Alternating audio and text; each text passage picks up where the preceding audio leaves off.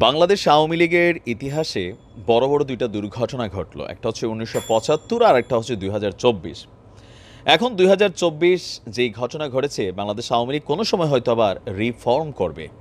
তবে সেই রিফর্ম করার জন্য যোগ্য নেতৃত্ব কে আসবে? শেখ হাসিনা, তিনি বয়স হয়ে গেছে, তিনি আর ওই সময় পর্যন্ত বাইচা থাকবেন কিনা সেটা একটা ইস্যু। অথবা এরপরে দলের হাল কে ধরবে? সজীব ওয়াজেদ জয়, তার কোনো বক্তব্য, কোনো কথা কোনো একটা রাজনীতিবিদের মতন হয়? তিনি ভাবেন জনগণ তার সাথে আছে। তো কোন জনগণ? তিনি যখন কোনো স্টেজে যান মায়ের সাথে, সামনে থাকা হাজার হাজার মানুষ জয় বাংলা বলে, তিনি ভাবেন এরাই হচ্ছে জনতা। অথবা তার কাছে যে তথ্যগুলা যায় মিডিয়া সেলের মাধ্যমে, তাদেরকে খুশি করার জন্য যে জনগণ আমাদের সাথে আছে, বিভিন্ন জায়গার ফুটেজগুলো দেখায়, ওইগুলা যেগুলা তারা দেখলে খুশি হবে। কিন্তু আমজনতার ভাবনা, আমজনতার জীবনযাপন, আমজনতার চিন্তা চেতনাতে আসলে কি চলে, এটা তিনি বুঝতে পারেন না। আর যার কারণে তার যে গতকালকের বক্তব্যটা, আপনি এত বড় একজন নেতা হইবেন, কিন্তু আপনার অ্যাক্টিভিটিসটা যদি শুরু হয় ভিক্ষা কইরা, খুজ্জা মাইজ্ঞা, যে বাংলাদেশ একটা স্বাধীন সার্বভৌম রাষ্ট্র, আপনি সেইখানে আসবেন, ৫ বছর পরে আসেন, ১০ বছর পরে আসেন, রাজনীতি করবেন, নিজের দলকে গোছাবেন, দলীয় নেতাকর্মীদেরকে মূল্যায়ন করবেন, জনগণের কাছে আওয়ামী লীগের ইমেজ বানাবেন, তারপরে আপনি নির্বাচন করবেন, আপনি দেশের মানুষকে, আওয়ামী লীগকে পাশ করাইতে আপনি ভূমিকা রাখবেন। কিন্তু আপনি যখন ভাই এই মোদির কাছে ৯০ দিনের মধ্যে নির্বাচনী পরিবেশ তৈরি করার জন্য অন্তর্বর্তীকালীন সরকারকে চাপ দেওয়া, আরও ব্লা ব্লা ব্লা কথাবার্তা বলেন, তখন তো বোঝাই যায় যে ভারতই আসলে আওয়ামী লীগকে ক্ষমতায় রাখছে। এই কথাগুলো যারা বলতো, আপনি তাদের মুখে ফুলচন্দন ছিটাই দিচ্ছেন। আমার কাছে মানে, আমি যতটুকু রাজনীতি বুঝি, সজীব ওয়াজেদ যে তা বোঝেন না, আসলে যে বোঝেন না এটাই কিন্তু বাস্তব।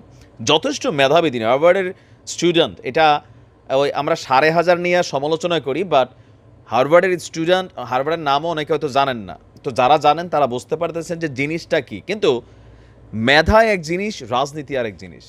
রাজনীতি হচ্ছে চালাক মানুষের খেলা, পাবলিকের পালস বোঝার খেলা। আর এটা ওই প্রাসাদ থেকে এটা বোঝার সুযোগ নেই। এটার জন্য জনমানুষের সাথে মিশতে হবে। আগের দিনে রাজা বাদশারা তারা ছদ্মবেশে বাজারে যাইতো কেন? মানুষ তাদেরকে নিয়ে কী ভাবে, বিভিন্ন জায়গায় গিয়ে তারা শুনে আসতো, তাদের গোয়েন্দা সেল ছিল। তবে এখনকার মতন চাটুকার সেল না। প্রকৃতপক্ষে মানুষ যেটা বলে, সমালোচনা করে, সেটা জানতো, সেটার ব্যাপারে তারা পদক্ষেপ নিত। কিন্তু আজকে যখন সজীব ওয়াজেদ জয় প্রকাশ্যে এই ধরনের বক্তব্য দিয়ে বসলেন, বিবিসি, ডয়চে ওয়েলে, বাংলাদেশের প্রত্যেকটা গণমাধ্যম এটাকে ফোকাসে আনলো, তখন এটা কি মনে হলো যে ভিক্ষা কইরা ভারতের কাছ থেকে মাইগ্যা রাষ্ট্র ক্ষমতায় আসতে চাচ্ছেন? নির্বাচন, আপনি এই দেশের জনগণকে আপনি পালস ক্রিয়েট করবেন জয় ভাই। আপনার অনেক, আপনি আমার থেকে অনেক সিনিয়র, আপনি কি বলে যে এই দলটার ওয়ান কাইন্ড অফ কর্ণধার। কিন্তু আপনি যখন বক্তব্য দিচ্ছেন, আপনাদের এই বক্তব্যগুলোরে হালাল করতে গিয়া অনেক নেতাকর্মীরা গালি খায়। এটার আবার অনেকে কয় না না ভারত, আরে ভাই ভারত কি বাংলাদেশের ব্যাপারে এগুলো নাক গলানোর সুযোগ আছে? সুযোগ নাই। ভারতের সাথে বাংলাদেশের বন্ধুত্বর জায়গাটা আলাদা। আমাদের দেশে কয় মাসের মধ্যে নির্বাচন হবে সেটা ভারত বলার কে? ভারত ইস্যুতে আমজনতার যে পালসটা, এটা আপনারা বোঝেন নাই।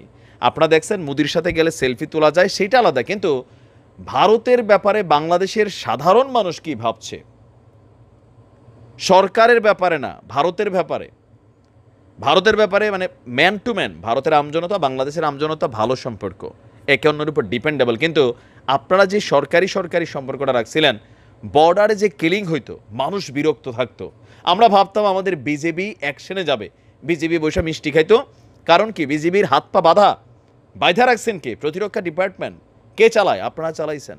আমাদের মন্ত্রীরা, এই ঘোষখোর দুর্নীতিবাজরা বলতো কি যে ওইখানে গেছে অন্যায় কাজে, এই কারণে মাইরা ফালে দিছে। এটা কোনো কথা হইতে পারে? বিজেপিকে ধইরা নিয়ে গেছে বিএসএফ, কোনো বিচার হয় নাই। বাংলাদেশে ঢুইকা গুলি করছে, আমাদের কোনো বক্তব্য নাই। ফেলানিরে লটকাই রাখছে, ভূমিকা নাই। প্রতিবার মিটিং হচ্ছে, সীমান্তে জিরো কিলিং, কিন্তু প্রতিদিনই কিলিং হচ্ছে মিটিংয়ের সময়। বাংলাদেশ নিয়ে বিজেপির মন্ত্রীরা অধ্যত্বপূর্ণ কথাবার্তা বলতো, কোনো রকম ভূমিকা নাই, কোনো রকম রিয়েকশন নাই। বন্ধুত্ব নষ্ট হবে, কিসের বন্ধুত্ব? চামচামি করছি আমরা। তো আপনি এত বড় একজন নেতা হয়ে আপনার এই সমালোচনাগুলো আমাদের আওয়ামী লীগের মধ্যে কেউ সহজে করবে না। আর আমি এরকম সমালোচনা অতীতেও করছি, করার কারণে ভাই আমার দল ক্ষমতায় ছিল, আমি বাংলাদেশে যাইতে পারি নাই। কারণ কি? সমালোচনা আমাদের দেশে একটা মানে কালচার আছে, সহ্য করতে পারে না গঠনমূলক সমালোচনা। আপনার জন্য গঠনমূলক পরামর্শ, আমি ছোট মানুষ, যে আপনি বাংলাদেশে আসবেন অথবা সোশ্যাল মিডিয়া প্ল্যাটফর্মের মাধ্যমে লাইক তারেক জিয়া, তিনি যেভাবে দল গোছাইছেন, নেতাকর্মীদের সাথে লম্বা সময় প্রযুক্তির মাধ্যমে কথা বলেছেন, দলের যে ভুলভ্রান্তিগুলো ছিল, তো বিএনপি কি দুধের দুধ তুলসী পাতা ছিল? লুটপাট করা নাই, করছে, কিন্তু 15 বছরে মানুষ ভুলে গেছে। কারণ যেই সরকারটা রানিং থাকে তারই দোষগুণ বের হয়, পুরানগুলো মানুষ ভুলা যায়। তো তারেক জিয়া কীভাবে করছে যে কারোর কাছে গেছে, আমেরিকার সাথে তারা কূটনৈতিক সম্পর্কের মাধ্যমে আমেরিকা গেছে, কিন্তু তারেক জিয়া কি বলছে? বলে নাই।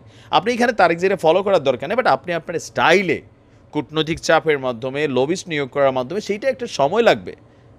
কারণ আপনি যদি মনে করেন যে এখনই হয়েছে, এখনই আইটা, ভাই এটাতে মানুষ আপনার মধ্যে বিগ্রাবে। ইভেন আপনি গণমাধ্যমে যখন এই বক্তব্য দিয়ে দিচ্ছেন, এটা আপনার জন্য নেগেটিভ। এমনকি আওয়ামী লীগের যারা নেতাকর্মী আছি আমরা তো ভাই দল বেচা খাই নাই, কখনো আওয়ামী লীগের নাম ভাঙার সুবিধা নেই নাই, পদ পদবি চাই নাই, বিদেশ আছে, নিজে কামাই করে খাই, কিন্তু দলটার একজন শুভাকাঙ্ক্ষী। সেই অনেক আগে থেকে বলছি যে মানুষ ফালাই দিয়েছে। এখন অন্তত আপনি একটু পলিটিক্স বোঝেন। মেধা এক জিনিস, পলিটিক্স আরেক জিনিস, চিকন বুদ্ধির খেলা ভাই। তো আশা করি আপনিও ম্যাচিউর হবেন, আওয়ামী লীগকে গোছাবেন, কিন্তু এই ধরনের বক্তব্য দিলে হাসনাত আবদুল্লাহ আজকে দেখেন সমন্বয়ক আপনারা কোন ভাষায় ধরছে, বাট আমার কাছে ভাষাটা পছন্দ হয়েছে, কারণ আপনি এটা ডিজার্ভ করছেন। আপনাদের একটু ধাক্কাগুলো খাওয়া প্রয়োজন। আপনাদেরকে কেউ বুঝায় নাই, আপনাদেরকে সবাই আসলে তৈলমোদন করতে করতে কোন সিদ্ধান্তটা সঠিক, কোন কথাটা সঠিক, কোনটা ভুল, এবার জনগণের মুখ থেকে শুইনা ফিল করেন যে এত বছর আসলে কি হয়েছিল দলটার মধ্যে। চাটুকার হাইব্রিডরা ঢুকে গেছিল, দলের সৌন্দর্য নষ্ট করছে, তেগি নেতারা দৌড়ের উপর ছিল, আমাদের মতো শুভাকাঙ্ক্ষীরা দেশে যাইতে পারি নাই যে মাইরা ফালাবে, অ্যারেস্ট করবে, গুম করে ফেলবে। কেন? কি অপরাধ ছিল? হাজার হাজার নেতাকর্মী দেশ ছেড়ে চলে গেছে আওয়ামী লীগ সরকারের সময়, সারাটা জীবন রাজনীতি কইরা অপমান হয়েছে গ্রামে গঞ্জে, হাইব্রিড চাটুকারদের দখলে ছিল, সারাটা জীবন আওয়ামী লীগ করছে, মুরব্বীরে বাজারে ধরে থাপড়াইছে, কমিটিতে জায়গা দেয় নাই, অন্যায় করছে ওনার সাথে।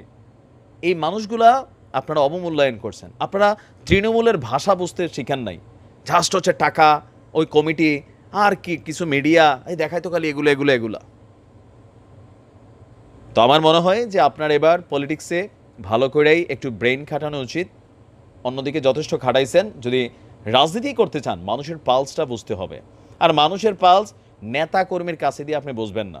ফেসবুক আছে, একটা ফেক আইডি বানান, ফেসবুকটা চালান, প্রতিনিয়ত দেখবেন জনগণের ভাষাটা কি, সেই অনুযায়ী বুঝা আপনি রাজনীতি করবেন, নির্বাচন অবশ্যই করবেন, কিন্তু ভারতের কাছ থেকে খুজ্জা মাইজ্ঞা সাহায্য নিয়া এটা আপনার সাথে যায় না।